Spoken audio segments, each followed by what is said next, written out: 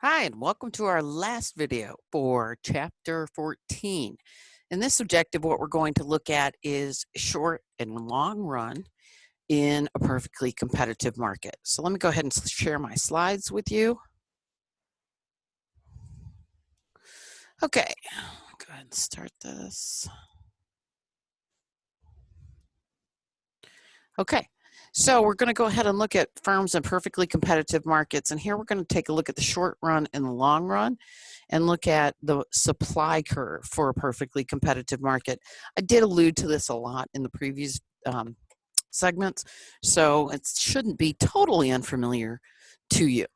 So there are some key assumptions that we're making in market supply. And the first one is that all the firms that enter into the market, all those existing in the market, have identical costs. And if you can see, that's probably a really bad assumption. We're going to dispel it at the end of this particular objective.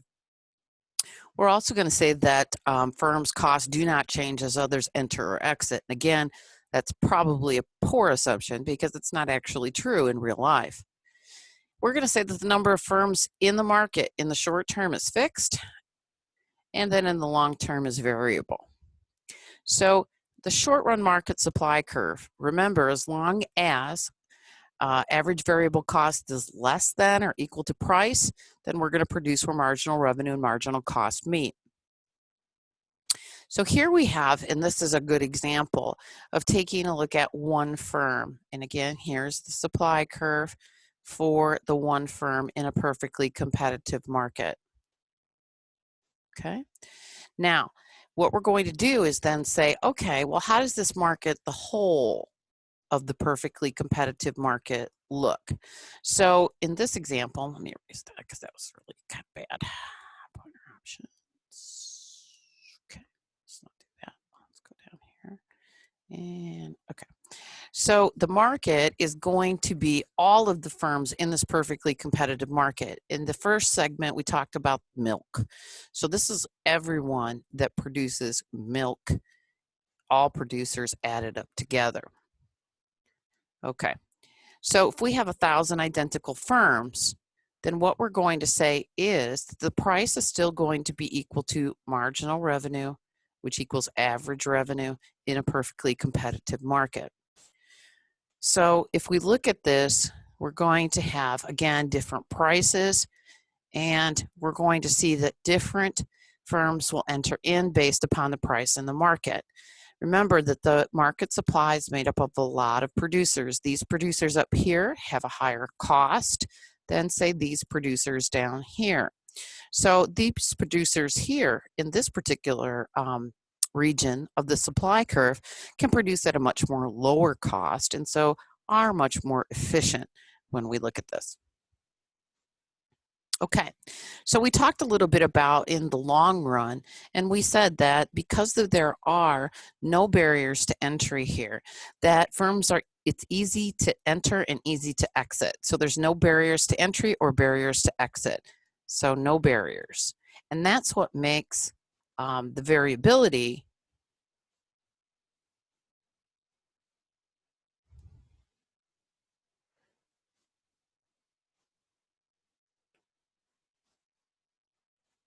happen in the long run. Okay, so if we have a positive economic profit, what does that mean again to us? That means that price is greater than average variable cost. But notice we're using the term economic profit here. And so remember, that is not only our fixed cost, but our variable cost and our opportunity cost. So that's kind of important to think about that. So as long as there's profitability, then what's going to happen? New firms will enter, the price decreases, so the profits for the industry do reduce, and that slows the entry of new people coming in. If there are losses, then firms will exit the market, some may shut down, and the short run supply curve will shift to the left. Price will decrease, and everyone will have less profit.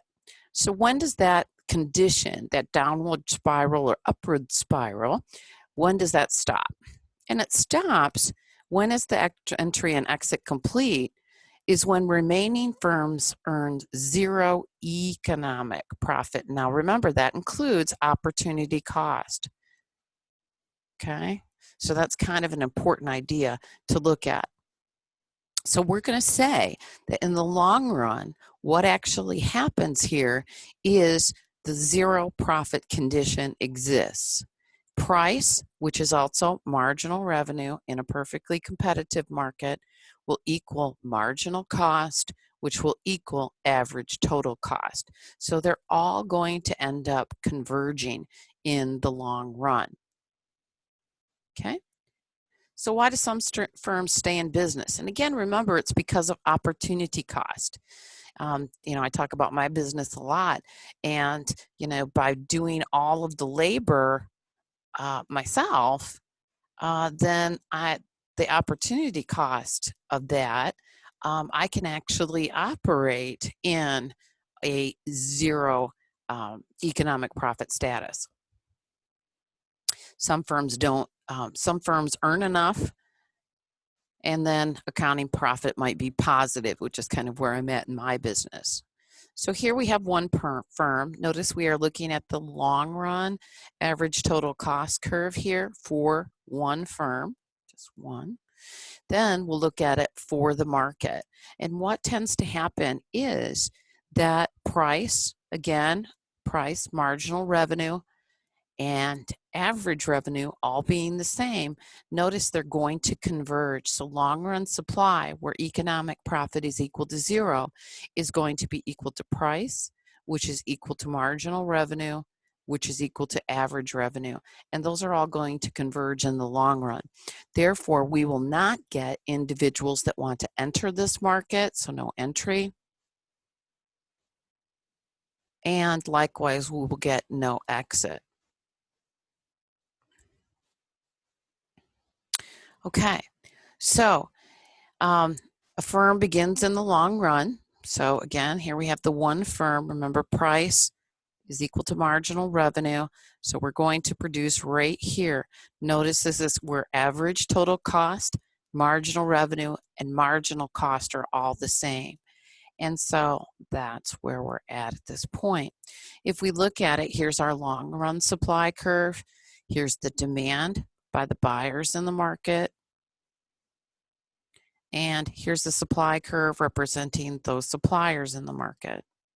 Now, just as we studied in Chapter 4, many things can cause an increase in the market or a decrease in the market. So let's say a headline reads that milk is a cure for corona.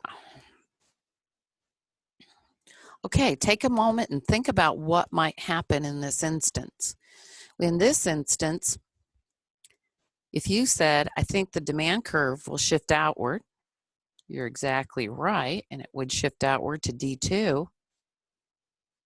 That means that the price in the market is going to increase to P2, which means that firms are now going to produce more, because this is the quantity that maximizes profit, which means now we have profitability, so firms will enter into the market. When firms enter, that's going to push the supply curve outward and to the right, and it ends up being over here at S2. Notice we kind of converge back at that long run equilibrium. Okay, let me erase the slide because I have drawn so much on it. I want to walk you through it just to make sure that you understand. Okay, so we're in long run equilibrium, but then an increase in demand raises price, expectations, many different things, probably milk right now because it's a staple are one of those things. So the coronavirus could have shifted this. Okay. Okay, when the demand curve shifts out, the price is going to increase. It does so for the market. Now notice that the one firm has profitability right here. So we have profitability. Then what happens is additional suppliers will enter into the market, and we end up kind of back at that long run equilibrium. When the additional suppliers enter into the market, the price in fact does go down. Okay, so why might the long run supply curve for the market actually slope upward? And remember, we made some assumptions in saying that they would all converge. And the first assumption is that all firms have identical costs. We know that's not necessarily true. We also know that not all costs remain constant as firms enter or exit. So if either one of these is not true, and I think we can make a good case that both of them may not be true, then the long run supply curve slopes upward. Firms do in fact face differing costs, okay? Geographic areas, supplier, long-term supply, short-term supply, and so on. So what should you take away here? You should probably take away that because those assumptions that we made at the beginning are untrue, the long run market supply curve normally in a perfectly competitive market slopes upward.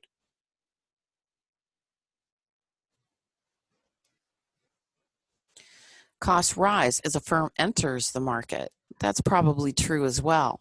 And again, especially when we talk about those inelastic supplies, okay? Because it's limited. Then there's not availability to that key resource. So the increase in demand would cause the price to rise, which would increase all firms' costs. So what should you gain from this? Again, that the long run, perfectly competitive market probably does slope upward. Okay, that is the end of this objective, which is also the end of this particular exercise. So that's chapter 14. And again, if you have any questions, please don't hesitate to contact me. Doing more and more with Zoom, and hopefully we can get your questions answered very quickly. Thank you, and have a good day.